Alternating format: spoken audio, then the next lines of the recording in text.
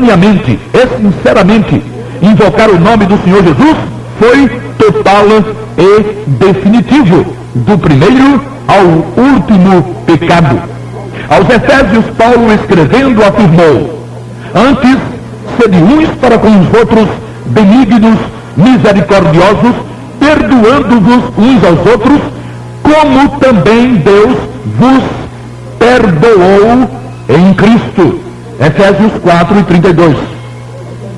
Uma vista de olhos aos empregos do verbo perdoar no texto já deixa tudo em pratos limpos. A nós remidos, cabe-nos o particípio presente, enquanto que ao Todo-Poderoso coube o aoristo indicativo. O aoristo, segundo a gramática grega, indica sempre uma ação passada e consumada. Deus nos perdoou a nós remidos por causa do sangue de Jesus, a quem invocamos, e não porque nós tenhamos perdoado alguém, como acontecia antes da cruz, no tempo do Pai Nosso. A mesma verdade é encontrada em Colossenses 2:13, onde está escrito: e quando vós estáveis mortos nos pecados, e na incircuncisão da vossa carne, vos vivificou juntamente com ele, perdoando-vos todas as ofensas. Perdoando-vos todas as ofensas. Todas. O aoristo está de volta, demonstrando um perdão definitivo para todas as ofensas.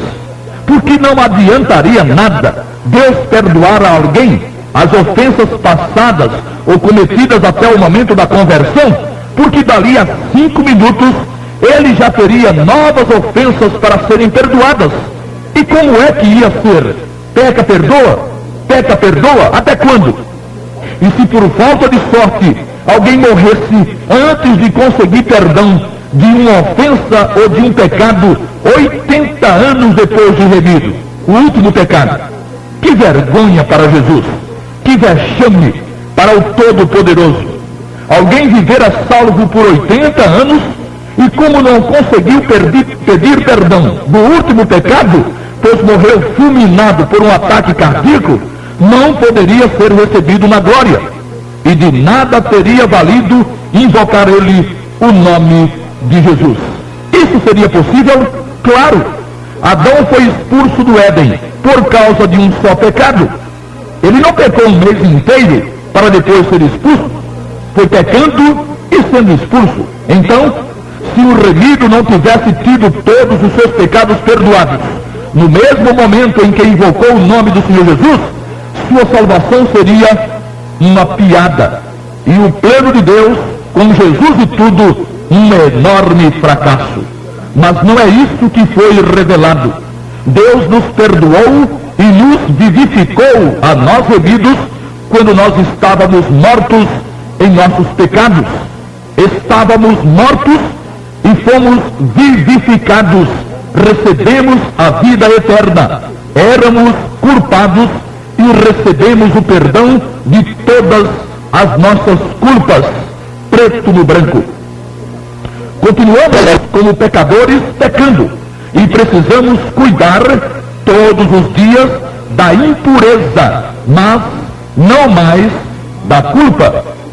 No remido acontece a purificação, mas não mais o perdão. 1 de João 1:7. Na mesma epístola aos Colossenses, a mesma verdade é repetida no capítulo 3, em versículo 13, última parte, onde se lê: assim como Cristo vos perdoou, assim fazei vós também. Nem é preciso dizer que o aoristo está de novo de volta. A ação é demonstrada como completa e perfeita. Ele nos perdoou. E fim de papo. Como é então, nessas circunstâncias, e sabedores dessa imensa e gloriosa verdade, que os remidos podem estar pedindo: perdoa as nossas culpas, perdoa as nossas culpas? Como já fomos definitivamente perdoados, temos em nós, remidos, então, o poder e a capacidade de perdoar-nos uns aos outros. Mas como já fomos perdoados, não dependemos sequer do perdão que devemos conceder a quem nos ofendeu para estarmos em paz com Deus. Tanto quanto o apóstolo Paulo, também o apóstolo João jamais recebeu do Espírito Santo qualquer revelação condicionando a salvação do remido a qualquer coisa que ele pudesse ou viesse pelo contrário. Em sua primeira carta, no capítulo 2 e versículo 12, afirmou: Filhinhos, escrevo-vos, porque pelo seu nome vos foram perdoados os pecados. Estando o verbo afirme no perfeito indicativo, a ideia nele contida continua sendo a mesma das vezes anteriores. Ou seja, Deus não está esperando que o remido se faça digno do perdão para então perdoá-lo.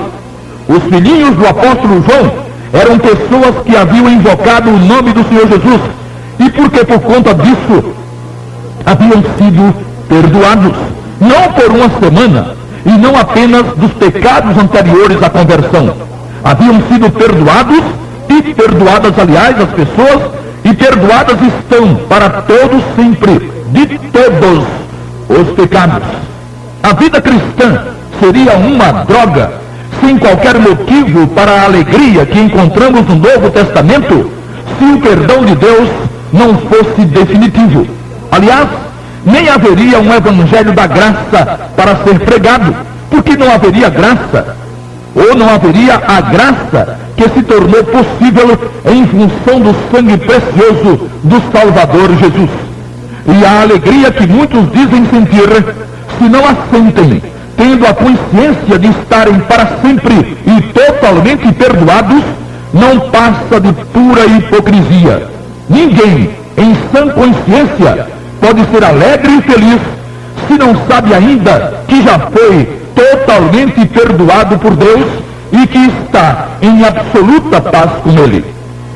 E como é que alguém que tem consciência de que já foi perdoado e de que está em completa e absoluta paz com Deus, continua repetindo e repetindo: perdoa-me as minhas dívidas, perdoa-me os meus pecados, perdoa-me, perdoa-me. Se precisa de perdão, então continua perdido. Ainda que seja por um só pecado, tanto faz. Todos os que foram salvos até hoje se perderam depois de pecarem pela primeira vez, inclusive Adão e Eva. Isso porque ninguém que nunca se perdeu jamais precisou ser salvo. Como os anjos na glória e as crianças na terra, por exemplo. Os que foram salvos definitivamente apenas e tão somente por terem decidido invocar o nome maravilhoso do Senhor Jesus, sem a culpa de nem mesmo um daqueles pequeninos e desprezíveis, aparentemente pecados. Prezado ouvinte, há perdão para os seus pecados no sangue de Jesus, mas também só é onde há perdão. Se você tem juízo e entende que precisa urgentemente ser perdoado, não perca tempo. Apele já para o Senhor Jesus, invocando o seu nome. Coisa simples e completamente de graça, mas não é liquidação. Então não pense em classificar de barata nem a graça e nem a salvação. É salvação de graça porque o preço que estava totalmente fora do seu alcance já foi pago totalmente com o perdão definitivo de todos os pecados pelo sangue de Jesus.